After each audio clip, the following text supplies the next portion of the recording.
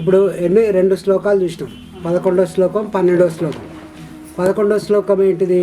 Starting శ్లోకం ఏంటిది? చెప్పండి, గట్టిగా చెప్పండి.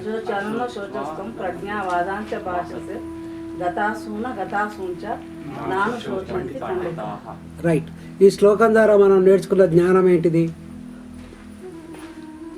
వాళ్ళ గురించి దుఃఖించొద్దు. అసలు దుఃఖించడానికి కారణం ఏంటిదన్న ప్రశ్న ఈ శ్లోకంలో. అసలు దుఃఖించడానికి ఏదైనా కారణం ఉందా? ఏ కారణం లేదు. కాబట్టి దుఃఖించాల్సిన అవసరం లేదు. ఓకేనా? రెండో శ్లోకం ఏంటి? 12వ శ్లోకం ఏంటి? నత్వే వాహం జాతునాశం నత్వో నేమే జనాధిపః నచైవ న భవిష్యామః సర్వే వయమతః పరం. ఈ శ్లోకంలో దేని గురించి చెప్పిండు? ఫస్ట్ నేను కానీ ఎప్పుడు ఉండని వాళ్ళు లేదు. ఇంతకుముందు ఉన్నారు, ఇప్పుడు ఉన్నారు, ఇక ముందు కూడా ఉంటారు. అంటే ఈ శ్లోకం లోపల ఏది నిత్యము అనే దాని గురించి చెప్పిండు. ఫస్ట్ అశోచానన్న శోచస్థం లోపల నువ్వు దుఃఖించడానికి ఏదైనా కారణం ఉందా? నువ్వు దుఃఖించడానికి ఏదన్నా కారణం ఉందా? నువ్వు దుఃఖించడం సమంజసమేనా అన్నది మొదటి శ్లోకం లోపల కృష్ణుడు బోధించిండు. రెండవ శ్లోకం లోపల ఏది నిత్యము, ఏది ఆత్మస్వరూపం అనే దాని గురించి రెండవ శ్లోకం లోపల వివరించాడు. ఇప్పుడు మూడో శ్లోకం లోపల ఏ విషయం గురించి చెప్పబోతున్నాడు అంటే, ఆత్మ అనేది నిత్యము, దేహం అనేది మారుతూ ఉంటుంది, దేహం అనేది శరీరం అనేది మారుతూ ఉంటుంది, కానీ ఆత్మ మటుకి నిత్యము. దేహం లోపల అవస్థలు, దేహం లోపల ఉన్నటువంటి స్థితులు మారుతూ ఉంటాయి, కానీ ఆత్మ మారదు అనే విషయాన్ని ఈ 13వ శ్లోకం లోపల చెప్తున్నాడు. దేహినో అస్మిన్ యదా దేహే కౌమారం యవ్వనం జరా తదా దేహాంతర ప్రాప్తి ధీరస్తత్ర న ముహ్యతి. ఈ శ్లోకభావం ఏంటంటే, ఏ విధంగా జీవాత్మకు ఈ దేహంలో బాల్యము, యవ్వనము, ముసల్తనము ఎట్లా ప్రాప్తిస్తాయో, అదేవిధంగా ఈ దేహం తర్వాత, ఈ దేహం విడిచిన తర్వాత మళ్ళీ ఒక దేహం కూడా లభిస్తుంది. ఇది తెలిసినటువంటి ధీరుడు అయినటువంటి వాడు మోహాన్ని చెందడు, మోహాన్ని పొందడు అనే చెప్తున్నాడు. ప్రతిదీ అస్థిరమే, ప్రతిదీ మారుతూ ఉన్నదే, ఏది స్థిరం కాదు, ఏది మార్పు చెందకుండా ఏది లేదు. దాన్ని మనం బాగా గుర్తించాలి. అస్థిరమైన ఈ శరీరం నేను కాదని తెలిస్తే కానీ మార్పు, అస్థిరం అంటే ఏంది? అంటే ఏంటిది? మార్పు చెందుతూ ఉన్నది. ఈ శరీరం మార్పు చెందుతూ ఉన్నది అని తెలుసుకుంటే తప్ప మార్పు చెందనిది ఏదో దాని వెంబట మనం ప్రయాణిస్తాం. అవునా కాదా? ఇది మారుతూ ఉంటుంది అని తెలిస్తే తప్ప ఏదైతే మారదో, ఏదైతే స్థిరంగా ఉన్నదో దాని వైపు మనం ప్రయాణిస్తూ ఉంటాం. ఈ శరీరం మారేది అనేది కనుక మనకు అర్థమైతే మారన్నటువంటి ఆత్మ వైపు మనం ప్రయాణిస్తూ ఉంటాం. అందుకోసం ఈ శ్లోకం మారనటువంటి ఆత్మ వైపు మన ప్రయాణాన్ని కొనసాగించడానికి గాను ఈ శ్లోకం అనేది మనకు ఉపయోగపడుతుంది. కృష్ణుడు అంటున్నాడు, ఏ విధంగానైతే ఈ ఒక్క శరీరంలోనే మొత్తం మార్పులు వస్తున్నాయి. ఏ మార్పులు వస్తున్నాయి? జన్మ తర్వాత బాల్యం, బాల్యం తర్వాత యవ్వనం తర్వాత ముసలి తర్వాత మళ్ళీ మరణం. జన్మ, బాల్యం, యవ్వనం, ముసలితనం, మృత్యు అన్నీ ఉన్నాయి ఈ ఒక్క శరీరంలోనే. ఈ ఒక్క శరీరంలో ఏది కూడా మారకుండా స్థిరంగా లేదు. ఇవన్నీ మారుతూ ఉన్నాయి. బాల్యం వచ్చిన తర్వాత పోయింది, యవ్వనం వచ్చింది, అది పోయింది, ఇట్లా వస్తూ ఉన్నాయి, పోతూ ఉన్నాయి.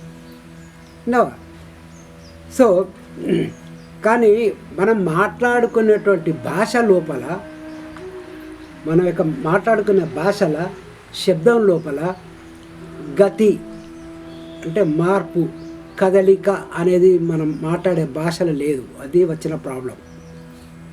మనం మాట్లాడేటువంటి భాష లోపల ప్రతిదీ కూడా స్థిరంగా ఉన్నట్టే మాట్లాడతాం.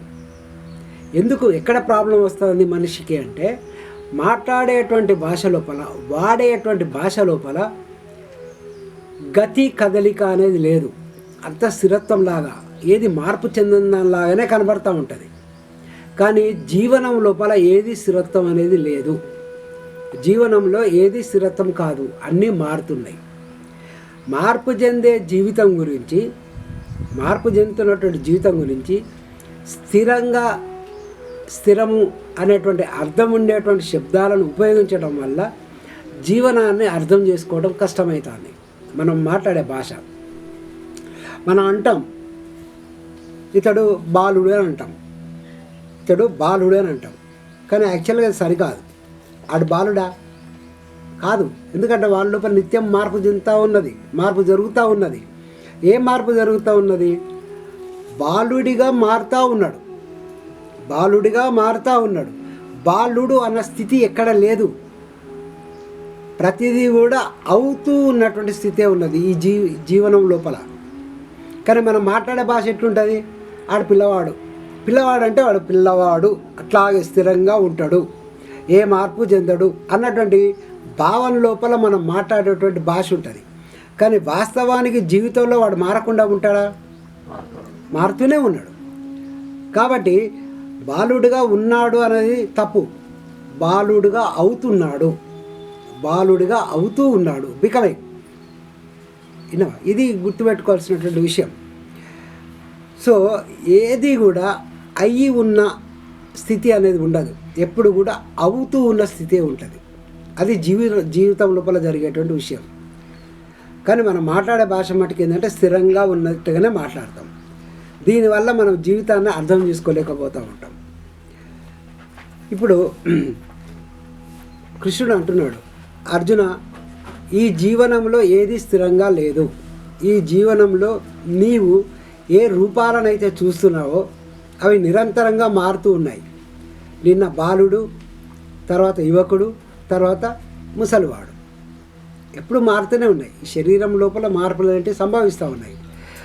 ఫర్ ఎగ్జాంపుల్, ఒక వ్యక్తి పుట్టంగానే ఒక ఫోటో తీసి మార్పులు జరుగుతున్నాయి, శరీరం ఎప్పుడు మారుతూ ఉన్నది, దేహం అనేది నిరంతరం మార్పులకు గురి అవుతూ ఉన్నది అన్నదానికి ఇది ఎగ్జాంపుల్.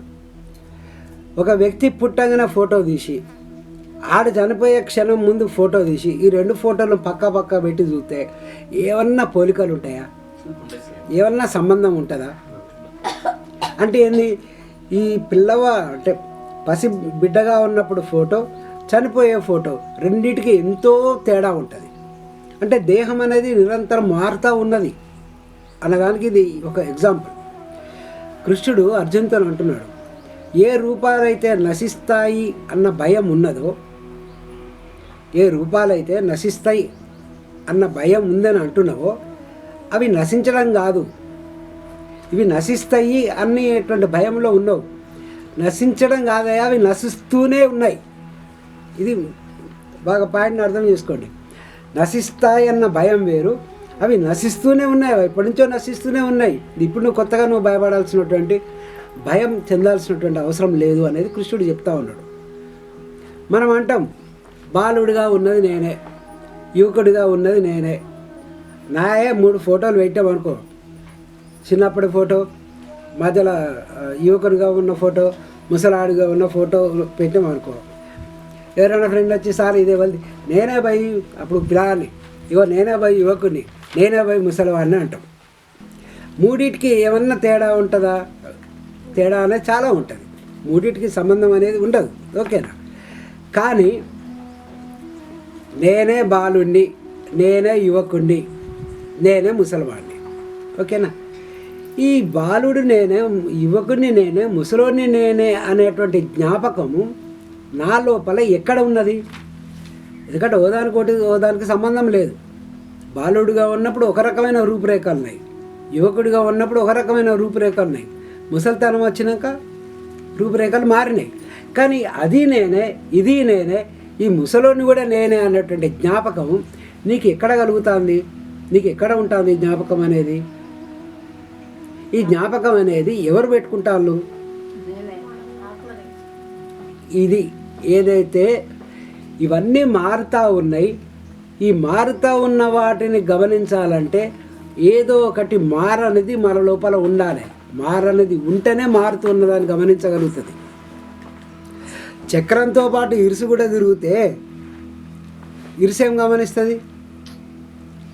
చక్రంతో పాటు ఇరుసు కూడా తిరిగితే చక్రం ఇరుసు ఏం గమనించలేదు. సో ఒక మారనిది ఏదో నీ లోపల ఉన్నది. ఆ మారనిదే ఈ మార్పు చెందుతూ ఉన్న వాటన్నిటిని అది నేనే, ఇది నేనే, అది నేనే అని గమనిస్తూ ఉన్నది. సో మార్పు చెందే వాటిని గమనించాలంటే నీ లోపల మారనిది ఏదో ఒకటి ఉండాలి. ఎప్పుడైతే ఇరుసు కదలకుండా ఉంటుందో అప్పుడు చక్రం కదిలినా కానీ ఆ ఇరుసు గుర్తుపెట్టుకుంటుంది. ఆ చక్రం ఎన్ని మలుపులు తిరిగింది, ఎక్కడెక్కడ తిరిగింది, అవన్నీ కూడా దేనికి గుర్తుంటాయి? ఇరుసు గుర్తుంటాయి. మారని దానికి గుర్తుంటాయి. మారేదాని గురించిన విషయాలన్నీ కూడా మారని దానికి తెలుస్తాయి. ఆ మారనిది ఆత్మ, మారేది కృష్ణుడు మాట్లాడేదేమో ఇరుసు గురించి మాట్లాడుతూ ఉన్నాడు. కృష్ణుడు మాట్లాడేదంతా కూడా మారని దాని గురించి మాట్లాడుతున్నాడు. నిత్యమైనటువంటి ఆత్మ గురించి మాట్లాడుతూ ఉన్నాడు. మనం నత్యవాహం దాంట్లో ఏం చూసినాం? ఆత్మ ఎట్లా నిత్యము. నువ్వు అన్నట్టుగా భీష్మ ద్రోణాదులు అంటే వాళ్ళు ఎప్పుడూ నిత్యులే. ఎట్లా నిత్యులు? వాళ్ళు ఇప్పుడు ఉన్నారు, నిన్న ఉన్నారు, భవిష్యత్తులో కూడా ఉంటారు అనేది చెప్పింది కదా. కాకపోతే ఈ రూపాలు అలా కాదు. ఈ రూపాల లోపల ఏదైతే ఉనికి ఉన్నదో ఆ ఉనికి అనేది ఎప్పుడు ఉంటుంది. ఆ ఉనికి అనేది నిన్న ఉన్నది, ఇవాళ ఉన్నది, రేపు భవిష్యత్తులో కూడా ఉంటుంది. ఈ ఉనికి ఏ రూపం ధరిస్తే ఆ రూపంలో ఉంటుంది. రూపాలు వేరు కావచ్చు, కానీ అసలు ఉన్నటువంటి సబ్స్టాన్స్, ఎగ్జిస్టెన్స్ ఏదైతే ఉన్నదో అది మట్టుకే ఎప్పుడు మారదు అనేది చెప్తా ఉన్నాడు. ఓకేనా? ఇక్కడ ఇన్ని మార్పుల మధ్య కూడా ఏదైతే మారకుండా ఉన్నదో, ఇన్ని మార్పుల మధ్య మారకుండా ఉన్నది ఏంటిది? గట్టిగా చెప్పండి. మారకుండా ఉన్నది ఏంటిది? మారేది ఏంటిది? ఆ మారనిది ఏదైతే ఉన్నదో దాన్ని అర్జునుడి లోపల మేల్కొల్పడానికి ఈ శ్లోకం చెప్తున్నాడు. అర్జునుడి లోపల కాదు, మన లోపల కూడా మేల్కొల్పడానికి ఈ శ్లోకం చెప్తా ఉన్నాడు. ఏదైతే మారకుండా ఉందో అది మేల్కుంటే నేను బాలుణ్ణి, నేను యువకుణ్ణి, నేను ముసలోని అనాను. బాగా గుర్తుపెట్టుకోండి. మనం ఎక్కడ భాషల తప్పు పొరపాటుగా మాట్లాడుతామంటే నేను బాలుని, నేను యువకుడిని, నేను ముసలోని అంటాం. అది కాదు. మాట్లాడాల్సింది ఎట్లా మాట్లాడాలో తెలుసా? ఒకప్పుడు బాల్యంలో ఉన్నాను, జన్మలో ఉన్నాను, మృత్యువులో ఉన్నాను అనాలి. కానీ నేను బాలుణ్ణి అది స్థిరంగా చెప్పడం, నేను యువకుణ్ణి అది స్థిరంగా చెప్పడం అది సరైన పద్ధతి కాదు. నేను ఒకప్పుడు బాల్యంలో ఉన్నా, ఒకప్పుడు యవ్వనంలో ఉన్నా, ఇప్పుడు ముసలితనంలో ఉన్నా, మరి కొద్ది రోజుల తర్వాత మరణంలో ఉంటా. ఇది మనం మాట్లాడాల్సినటువంటి భాష. భాషకు జీవనానికి ఎక్కడ ఫరక్ ఉన్నది? భాష ఏమో స్థిరంగా ఉన్నట్టుగా చెప్తుంది, కానీ జీవనం కదలికలో ఉంది, ఎప్పుడు మారుతూ ఉన్నది, స్థిరత్వంలో లేదు. అది గుర్తుపెట్టుకోవాలి మనం. ఓకేనా? సపోజ్ మనం రైల్లో ప్రయాణిస్తున్నాం. రైల్లో ప్రయాణిస్తుంటే వరంగల్ స్టేషన్ వస్తుంది. వరంగల్ స్టేషన్ చూసి నేను వరంగల్ అనుకుంటావా? తర్వాత హైదరాబాద్ పోతావు, నేను హైదరాబాద్ అనుకుంటావా? వరంగల్ స్టేషన్లో ఉన్నప్పుడు నువ్వేమనుకుంటావు? ఒకవేళ కనుక వరంగల్ స్టేషన్లో ఉన్నప్పుడు నేను వరంగల్లు అని కనుక అంటే నువ్వు ఎప్పుడు హైదరాబాద్ కాలేవు. నువ్వు హైదరాబాద్కి అవుతావా? నేను వరంగల్ అంటే నువ్వు వరంగలే, నువ్వు హైదరాబాద్ కాలేవు. అట్లాగే బాలుడు అనేది ఒక స్టేషన్, యువకుడు అనేది ఒక స్టేషన్, ముసలితనం అనేది ఒక స్టేషన్. నేను వరంగల్ని అని ఎట్లాగా అంటున్నావు? నేను బాలుడిని అంటే నువ్వు ఎప్పుడు యువకుడి కాలేవు, నేను యువకుడిని అంటే నువ్వు ఎప్పుడు ముసలోని కాలేవు. కాబట్టి ఏమనాలి? నేను వరంగల్ స్టేషన్లో ఉన్నాను, అట్లాగే నేను బాల్యంలో ఉన్నాను, నేను హైదరాబాద్ స్టేషన్లో ఉన్నాను, నేను యవ్వనంలో ఉన్నాను, యువకునిగా ఉన్నాను, నేను ముసలితనంలో ఉన్నాను. ఇప్పుడు అర్థమైందా మనం మాట్లాడాల్సిన పద్ధతి, భాష? అర్థమైందమ్మా? ఇవన్నీ జరుగుతూ ఉన్నా కానీ బాల్యం వచ్చింది వెళ్ళింది, యవ్వనం వచ్చింది వెళ్ళింది, ముసలితనం కూడా వచ్చింది, ఇది కూడా గడిచిపోతుంది. వీటన్నిటి నిశ్చయంగా చెప్పేది ఒకటి ఉన్నది. అదే మార్పు చెందనది, అదే నిత్యమైనది, అదే సత్యమైనటువంటి ఆత్మ. ఓకేనా? ఇవన్నీ కూడా ఈ బాల్యము, యవ్వనము, ముసలితనం అనేది ఏంటి? అవన్నీ స్థితులే కానీ అవ్వడం కాదు. అవన్నీ మారుతూ ఉండేటువంటి స్థితులే. ఇవి అవ్వడం కాదనేది, ఈ స్థితుల నుంచి మనం ప్రయాణిస్తాము, ఈ స్థితులను దాటుకుంటూ పోతూ ఉంటాం. కానీ మనం ఆ స్థితి కాదు. స్థితి అంటే అక్కడే నువ్వు పర్మనెంట్గా ఉండాలి. నువ్వు పర్మనెంట్గా బాలుడిగా ఉంటావా? ఆ స్థితి నుంచి ప్రయాణించి వేరే స్థితిలోకి పోతావు. సో స్థితుల నుండి ప్రయాణిస్తావు, కానీ ఆ స్థితిని నేను కాదని తెలుసుకోవాలి.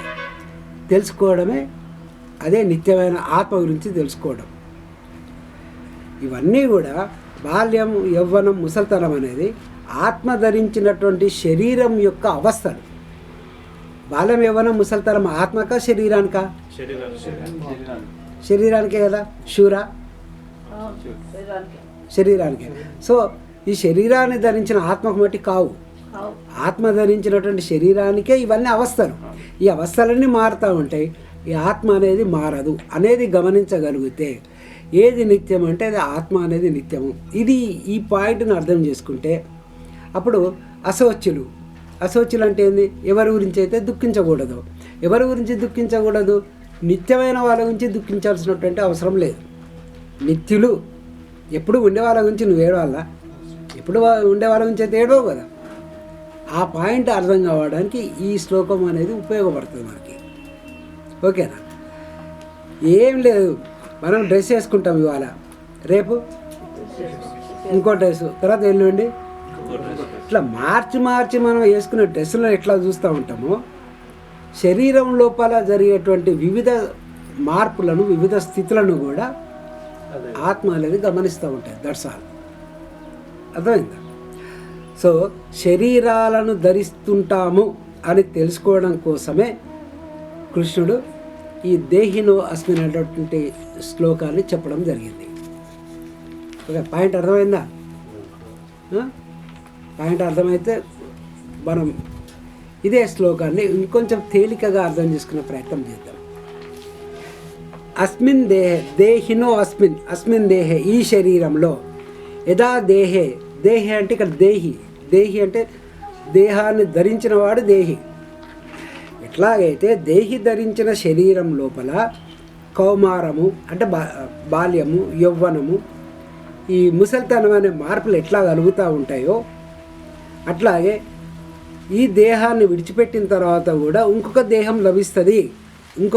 లభిస్తుంది అనేది తెలిసి ఉన్నటువంటి ధీరుడు, ఎవడైతే జ్ఞాని, ఎవడైతే పండితుడు, వాడు మోహంను పొందడు.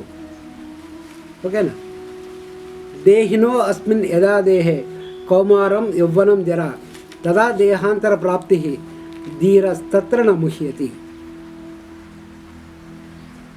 ధీరుడు అంటే ఎవరు? ఏం తెలుసుకున్నవాడు? నిత్యానిత్యాల గురించి, దేహం, ఆత్మ గురించి అంత అర్థమైనవాడు. ఎస్. ధీరుడు అంటే దేహం అనేది మార్పు చెందుతూ ఉంటుంది. దేహం అనేది అనేక స్థితుల నుండి ప్రయాణిస్తూ ఉంటుంది.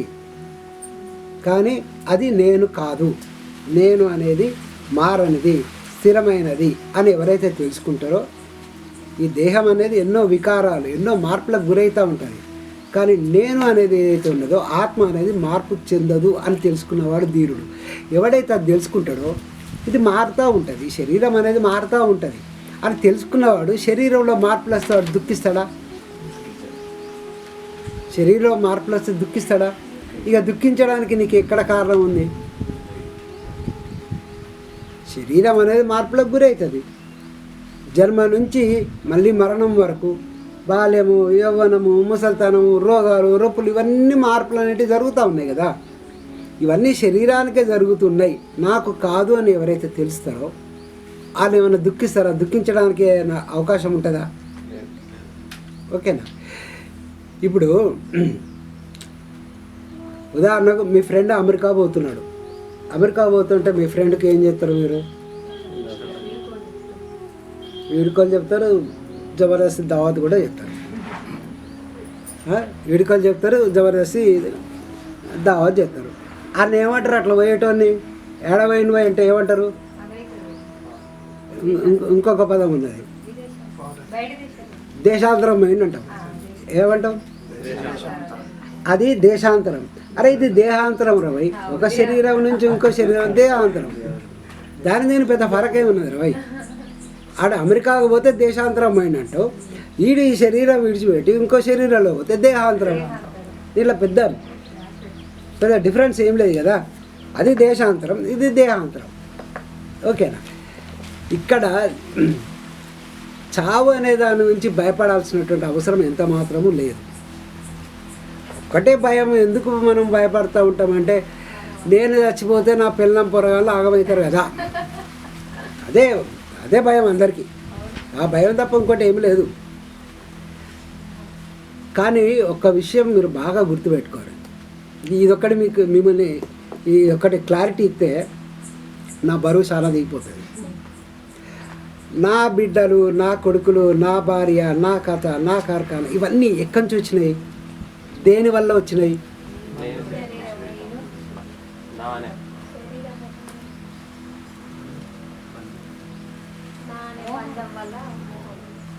కాదు, ఇది కాదు. ఇవన్నీ రావటానికి కారణం ఏంటంటే, నీ యొక్క ప్రారబ్ధ కర్మ వల్ల వీళ్ళు వస్తారు. దేనివల్ల వస్తారు?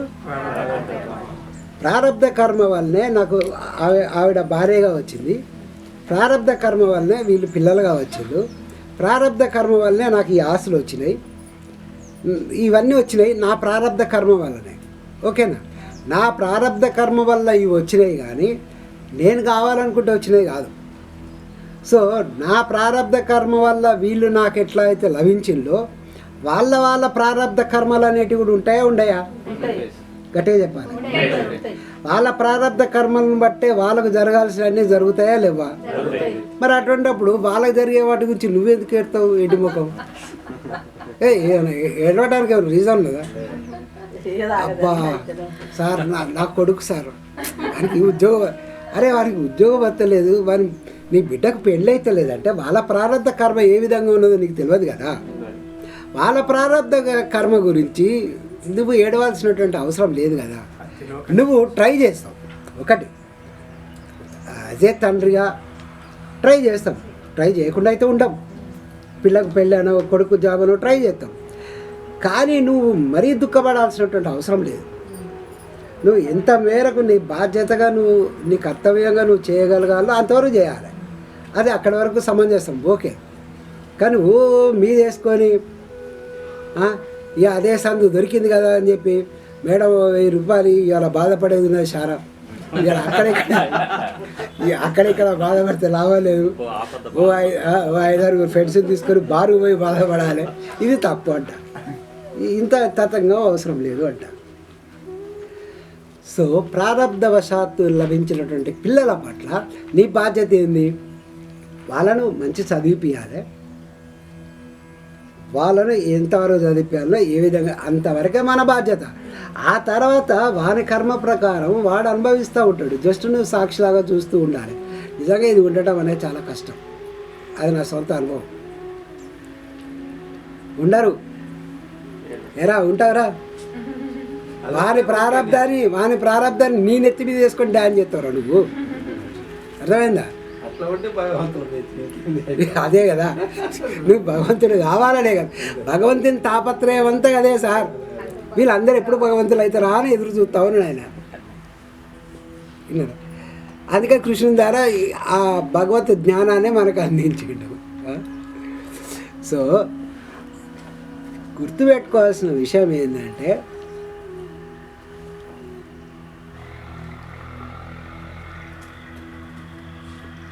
మనము ఈ కర్మ అనేది చేస్తూ కూడా, ఇప్పుడు ఈ శరీరం నాకు లభించింది, ఈ శరీరం లభించడానికి కారణం గతంలో నేను చేసినటువంటి కర్మ, అది ప్రారంధంగా నాకు ఇప్పుడు వచ్చింది. ఓకేనా? ప్రారంధం అనేది ఇప్పుడు నేను అనుభవించాలి, ఇది అనుభవిస్తున్నది. ఈ జ్ఞానం వల్ల మనకు ఏం లాభం అంటే, ఈ జ్ఞానం విజ్డమ్ వల్ల మనకు ఏం లాభం అంటే, కర్మ చేస్తాం కానీ కర్మ బంధంలో ఇరుక్కోం. అది భగవద్గీత మనకు అందించేటువంటి జ్ఞానం. భగవద్గీత అందించే జ్ఞానం ఏంటంటే, కర్మ చేస్తావు, కానీ కర్మ బంధంలో ఇరుక్కోకుండా చేస్తావు. అది చెప్పేది ఇదొక్కటే, ఇంకా వేరేది ఏది లేదు. వేరే ఈ జ్ఞానం వేరే దాని నుంచి నీకు ఎక్కడ లభించదు. ఇది ఉపనిషత్తులల్లో ఉన్నది, కానీ ఉపనిషత్తులు మనకు డైరెక్ట్గా అర్థం కావు. ఇక్కడ కృష్ణుడు మనకు ఏం చెప్పిండు? అశోచానను అశోచస్తంలో నువ్వు దుఃఖించడానికి ఏదైనా తగిన కారణం ఉన్నదా? తర్వాత రెండో శ్లోకం ఏంటిది? నత్వేవాహం జాతనాశంలో ఏది నిత్యము ఏది అనిత్యం అనేది మనకు చెప్పిండు. విన్నారా? ఇప్పుడు ఈ దీంట్లో దేహినో అస్మిన్ అనేటువంటి శ్లోకంలో ఏం చెప్తాడు? దేహాన్ లోపలనే మార్పులు కానీ ఆత్మలో ఏ మార్పు ఉండదు. ఆత్మ ధరించిన శరీరానికే మార్పులు అనేది మనకు చెప్తా ఉన్నాడు. ఓకేనా? ఈ సంతోషం. ఇప్పుడు ఇక్కడ ఒక డౌట్ వస్తుంది. సరే, ఈ శరీరం నేను కాదు, నేను ఆత్మను. ఓకేనా? ఈ శరీరం నేను కాదు, ఆత్మను. కానీ మరి ఈ శరీరానికి కలిగేటువంటి ఈ చలి, వేడి, సుఖము, దుఃఖము, వీటి వల్ల అయితే బాధలు కలుగుతూ ఉన్నాయి కదా. సరే కృష్ణ, నువ్వు చెప్పింది ఓకే, నేను శాశ్వతం కాదు, నేను అనేది శాశ్వతము, ఈ శరీరం అనేది శాశ్వతం కాదు. మరి ఈ శరీరానికి సుఖ దుఃఖాలు, వేడి, శీతోష్ణాలు ఇవన్నీ కలుగుతున్నాయి కదా. మరి వీటిని అనుభవించేదేవాడు, వీటిని చూసేదేవాడు, వీటిని చేసేదేవాడు అనే ప్రశ్న ఇక్కడ వస్తుందని ముందే ఊహించి చెప్పగలిగేటోడే నిజమైనటువంటి బోధకుడు, నిజమైనటువంటి గురువు. కృష్ణుడు ఇట్లాంటి డౌటు అర్జునుడికి వస్తుంది అన్న ఉద్దేశంతో, అర్జునుడికి రాకపోయినా తర్వాత కాలంలో మనసుంటలో ఏతమని చెప్పి కృష్ణుడు ముందే ఊహించి చెప్తా ఉన్నాడు. ఇక్కడ మీకు ఒక విషయం అర్థం కావాలి, అస్సలు పాయింట్ ఒకటి అర్థం కాదు. నాకు కూడా ఇది మొన్నటి వరకు నాకు ఇది డౌట్ ఉంటుండే. ఏం డౌటు? ఆత్మ అనేది ఒకటి ఉన్నది, ఆత్మ అనేది ఒకటి ఉన్నది, ఈ దేహం ఉన్నది, మనస్సు ఉన్నది. ఈ పాయింట్ జాగ్రత్తగా మీరు నిద్రమత్తులో ఇంట మటుకి మిమ్మల్ని కాపాడేవాడు ఎవడు ఉండడు. జర మంచి పూర్తి స్థాయి మెలకువలో ఉండి వినండి. ఆత్మ అనేది ఒకటి ఉన్నది, ఈ దేహం ఉన్నది, మనస్సు ఉన్నది, ప్రాణం ఉన్నది, బుద్ధి ఉన్నది. ఓకేనా? ఈ ఆత్మ యొక్క శక్తి వల్ల ఇవన్నీ నడుస్తూ ఉన్నాయి.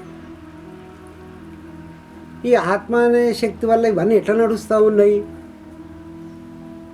ఇది ఒక డౌట్ ఉండే. ఓకేనా? ఇది తర్వాత నాకు కాళ్ళ ముళ్ళు గుచ్చుకున్నది, బాధ అయింది. ఈ బాధను అనుభవించేది ఎవరు? ఆత్మనా, దేహమా? శరీరానికి అంత జ్ఞానం లేదు సార్. మనసుకు కూడా జ్ఞానం లేదు. మరి ఈ ఆత్మ ఎవడు? ఈ ఆత్మ ఏమో సాక్షిలాగా ఉండాలంటారు కదా, ఈ ఆత్మ సాక్షిలాగా ఉండాలంటారు కదా. మరి ఎవరు ఈ దుఃఖాలను, బాధల్ని, వీటన్నిటిని అనుభవించేది ఎవరు? ఈ రెండు ప్రశ్నలు నన్ను బాగా వెంటాడేటి. అర్థమైందా? ఇప్పుడు ఇది దేహం రాబాయి, ఇది దేహం. దీంట్లో ప్రాణం ఉన్నది, మనసు ఉన్నది, బుద్ధి ఉన్నది. ఓకేనా? దీంట్లో సాఫ్ట్వేర్ అంత ఉన్నది, ఆండ్రాయిడ్ సాఫ్ట్వేర్ అంత ఉన్నది. దీనికి ఏ ఆధారం వల్ల ఈ ఆండ్రాయిడ్ ఈ యొక్క మొత్తం దీంట్లో ఇన్బిల్ట్ ఉన్నది, మొత్తం అంతా ఇన్బిల్ట్ ఉన్నది. ఈ ఇన్బిల్ట్ దేనివల్ల పనిచేస్తుంది? కరెంటు ఛార్జింగ్ వల్ల ఇది పనిచేస్తుంది. కరెంటు ఛార్జింగ్ పెడితే కరెంటు పోయి ప్రతిదాన్ని లేపి నువ్వు ఇట్లా నడువు, ఇట్లా క్యాలిక్యులేట్ చేయి, ఇట్లా ఫోన్ చేయి, ఇవన్నీ చెప్తారా? ఎనర్జీ వల్ల ఏం చేస్తుంది? దీంట్లో ఇన్బిల్ట్ అంతా కూడా ఆటోమేటిక్గా రన్ అవుతుంది. ఓకేనా? ఇది అర్థమైందా? అట్లాగే దేహం లోపల ప్రాణము, మనసు, బుద్ధి ఇవన్నీ కూడా ఇన్బిల్ట్ ఆండ్రాయిడ్ సిస్టమ్. ఇవన్నీ ఇన్బిల్ట్ ఎక్కడి నుంచి అయినాయి? ప్రారబ్ధ కర్మల నుంచి అయినాయి. ఇవన్నీ ఎక్కడి నుంచి ఇన్బిల్ట్ అయినాయి? ప్రారబ్ధ కర్మ. దీనికి కరెంట్ ఛార్జింగ్ ఎట్లాగో ఆత్మ అనేది ఎనర్జీ ఇస్తుంది అంతే. ఆత్మ అనేది ఎనర్జీ ఇస్తే ఇదేమవుతుంది? Inbuilt programme. దీనికి ఇదే నడుస్తుంది.